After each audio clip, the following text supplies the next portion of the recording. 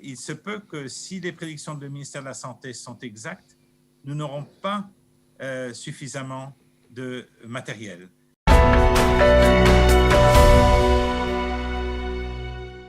Nous avons en ligne avec nous, on le remercie vivement, le docteur Pierre Singer, le chef de service de réanimation de l'hôpital Bellinson. Bonjour, docteur Pierre Singer. Bonjour à tout le monde. Alors, on est ravis de vous accueillir. D'abord, on aimerait savoir comment vous allez. Dieu merci, Dieu préserve, Dieu guérisse.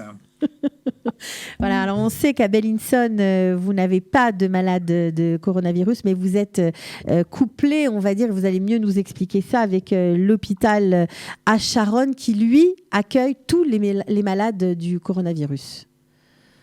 Oui, notre centre hospitalier compte deux hôpitaux, l'un qui s'appelle à Charonne, l'autre qui s'appelle Bellinson.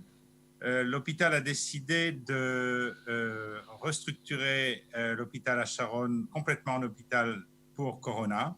Et en conséquence, nous visons nos efforts vers cet hôpital essentiellement.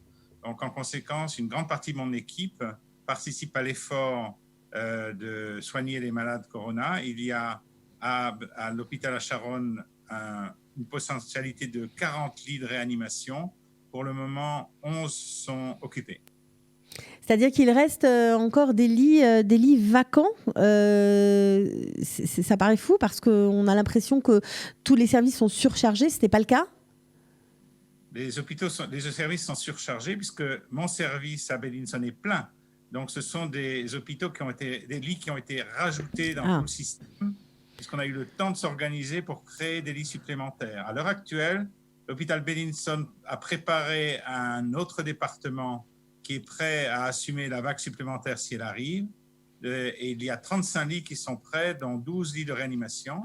Et nous avons eu également la demande du ministère de la Santé de préparer 250 lits dans le parking de l'hôpital. Et ça commence à se préparer maintenant.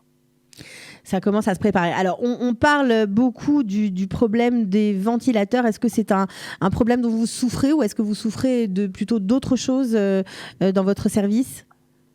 Je crois qu'on a mis le problème un petit peu en exergue à propos des ventilateurs. Il est clair que sans respirateur, on n'est pas capable de ventiler les malades. Mais il est clair également qu'un gastroentérologue ou qu'un dermatologue ne va pas être capable de soigner les malades qui sont sous respirateur. Et en conséquence, on a besoin de gens qui sont compétents pour s'occuper des respirateurs et de ces malades très critiques, puisque leur maladie respiratoire est très grave. Elle nécessite une intelligence que nos autres confrères n'ont pas dans cette spécialité. Donc, ce qu'on manque, c'est essentiellement de réanimateurs et d'infirmières. Toute l'équipe soignante qui est autour des malades ventilés et critiques est nécessaire. Et évidemment, nous sommes en manque de cette équipe. En conséquence, depuis 2 semaines également, on forme des équipes de façon à ce qu'elles soient plus adaptées à soigner ces malades et qu'elles comprennent au moins les concepts qu'on utilise de façon à les appliquer.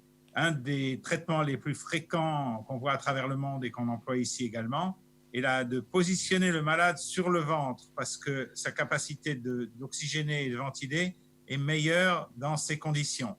C'est quelque chose qui n'est absolument pas habituel dans les services réguliers. Et donc, les infirmières et les médecins qui ne sont pas habitués à soigner ces malades doivent s'habituer à cette façon de faire. Même les malades conscients sont mis sur le ventre quand ils reçoivent uniquement des hauts flots d'oxygène. Et c'est une nouvelle médecine que nous appliquons aujourd'hui et qui permet d'avoir des résultats qui sont tout à fait acceptables. Alors, est-ce que vous avez également utilisé, on sait qu'il y a différents modes de traitement, ou en tout cas des essais cliniques. Est-ce que vous essayez, vous aussi, l'hydrochloroquine ou est-ce que vous utilisez d'autres médicaments ? Là aussi, on a mis en exergue l'hydrochloroquine comme étant le traitement qui va résoudre le problème de Covid-19. Malheureusement, je ne peux pas dire qu'on a suffisamment d'éléments pour le confirmer. On l'utilise puisqu'on ne veut pas perdre une chance de donner un traitement efficace aux malades. Néanmoins, il n'est pas clair que ça aide vraiment. Il est clair que ça baisse la virémie, le taux de virémie, l'intensité de la virémie de la maladie. mais des taux de guérison des malades de manière claire n'est pas encore visible. Cette expérience est partagée avec nos confrères français, avec notre confrère Elie Azoulay de l'hôpital Saint-Louis, qui a traité 80 malades ces derniers jours. Les services étaient très, très, très chargés à Paris, comme vous vous en êtes rendu compte. Et je pense qu'il y a une fixation autour de l'hydrochloroquine qui n'est pas le fond du problème de la maladie. Il ne faut pas penser qu'avec l'hydrochloroquine, tout le monde va guérir. Ça ne marche pas comme ça. Alors, ça ne marche pas comme ça, puisque vous parlez des solutions. On a beaucoup parlé également de ce ventilateur mis au point par un groupe de chercheurs, d'experts israéliens, ventilateur en bovin. Qu'est-ce que vous en pensez ? Est-ce que vous pensez que c'est une solution qui va vous aider ou vous pensez que c'est un peu trop léger ? Le pays est en crise. Il n'y a pas assez de ventilateurs par rapport au plan qu'a créé le ministère de la Santé. Le ministère de la Santé pense qu'il peut y avoir entre 5 000 et 10 000 ventilés. Nous en sommes encore loin, comme vous voyez les chiffres. Mais le ministère de la Santé pense que ça peut encore arriver. En conséquence, le ministère de la Santé a demandé à des entreprises israéliennes de créer des ventilateurs. Ces ventilateurs n'ont rien à voir avec les ventilateurs qu'on utilise aujourd'hui. Ils sont beaucoup plus primitifs. Ils sont beaucoup moins sophistiqués. Et je ne suis pas sûr qu'on va pouvoir ventiler les malades comme on le fait aujourd'hui avec nos ventilateurs qui sont beaucoup plus technologiquement avancés. Donc, c'est mieux que rien. Mais ce n'est pas la solution. Alors, vous avez évidemment parlé de votre équipe et du manque de personnel, notamment du manque d'infirmières. Je vous pose la même question que j'avais posée au professeur Sorkin de l'hôpital Manet Yeshua. Il y a des infirmières qui ont fait leur alia, mais qui n'ont pas encore leur permis de travailler en Israël parce qu'elles n'ont pas encore passé l'examen ou qu'elles n'ont pas réussi l'examen pour être infirmière en Israël. Est-ce que ce genre de personnel qui est bien sûr qui travaillait en France et qui est forcément qualifié, est-ce que vous auriez besoin de leur aide et est-ce que vous aimeriez que le ministère de la Santé fasse une demande ou fasse un geste envers ce personnel qualifié qui pourrait venir vous soutenir ? Aujourd'hui, tout est possible. Aujourd'hui, tout va beaucoup plus vite. Toute l'administration israélienne s'est effondrée et on arrive à obtenir des choses qui mettaient 10 ans en 2 heures. Donc, probablement, ça vaut le coup d'essayer cette voie et d'essayer d'obtenir des équivalences beaucoup plus rapides pour les infirmières, surtout si elles sont infirmières de réanimation. Elles seront prises immédiatement. Mais j'encourage vraiment très fort les autorités à donner ces équivalences rapidement. Tous les systèmes marchent extraordinairement rapidement maintenant. Ok, quelle est la chose la plus difficile pour vous ? Ce sera ma dernière question. Voilà, c'est un peu compliqué parce que je sais que vous avez des gardes très longues, vous avez des journées extrêmement longues.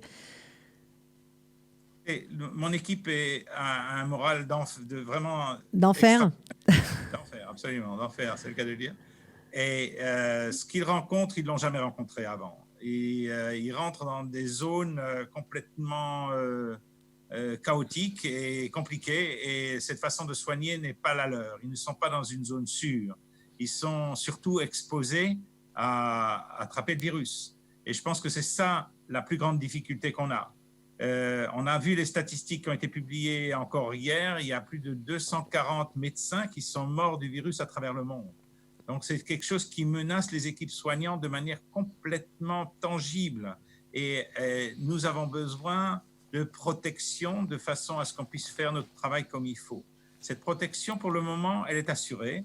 Nous veillons à ce que toutes nos équipes reçoivent et les instructions nécessaires et les équipements nécessaires de façon à ce qu'elles puissent travailler de manière sûre.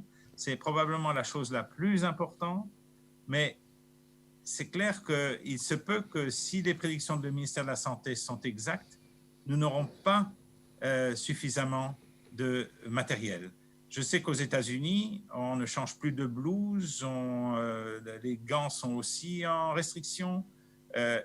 Essentiellement, les problèmes de masques et de protection des visages sont un truc qui est très, très, très important. Et il y a beaucoup d'équipes en Israël qui cherchent de la technologie plus sophistiquée de façon à répondre à cette question. Je sais que le Technion a mis une équipe là-dessus. Beaucoup de gens donnent énormément de bonne volonté de façon à aider. Et je trouve que ça, c'est un élément qui est formidable dans cette société, que vraiment tout le monde se met au travail et essaye de trouver des solutions de façon à vaincre ce virus. Voilà, on va finir par cette note d'optimisme. En tout cas, on vous souhaite bon courage. Merci pour tout ce que vous faites pour tous les malades. Et on vous souhaite une très bonne santé. Faites attention à vous. Merci à vous. À bientôt. Chag Sameach, Leitraot, bye. Pour tout savoir sur le coronavirus en Israël, les recommandations officielles mises à jour, les aides aux Olim et tous les services proposés par le gouvernement, les municipalités, Kalita et les associations francophones d'Israël, dans cette période de crise inédite, connectez-vous sur www.info-covid19-kalita.com.